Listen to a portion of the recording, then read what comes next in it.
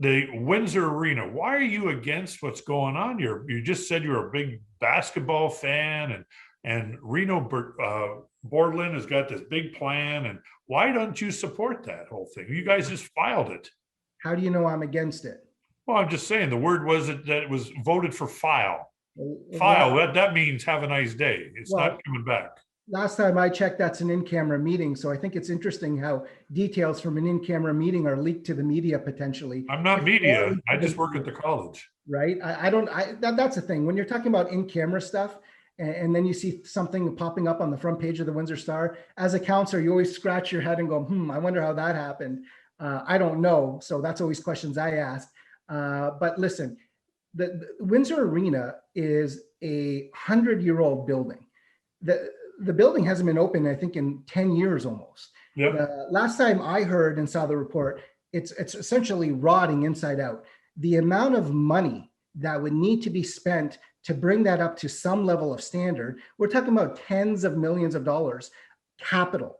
Operating, you're probably talking about hundreds of thousands of dollars every year. You just asked me a question about, a few minutes ago, how can you have a 2.4% increase?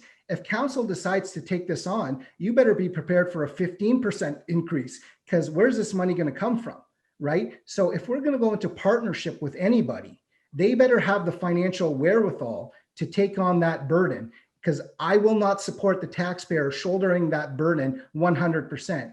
If a private investor wants to come in and they want to make us a deal, and they're going to say, hey, listen, we're going to take all the risk. We have the financial resources.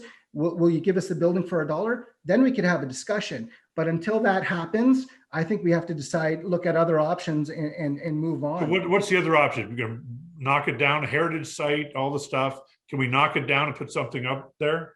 Sure. Look what happened with the Gray site. I mean, I think when you have a clean site that is demolished and clean and ready for development, you're going to have a lot more opportunities. So heritage is not going to be a problem. The heritage thing, heritage designation. Well, we'll see. I don't know. We'll have to see. But, I understand a lot of people will say, oh, we got to keep it. You got to be this. But, from a lot of these people, I also hear, we got to be more like Detroit. Detroit's doing so many cool things. City of Detroit had no problem tearing down Joe Louis Arena, let alone the Olympia. So I make the argument, Joe Louis Arena is a heritage. If you're a sports fan, a Detroit sports fan, let's talk about Joe Louis Arena.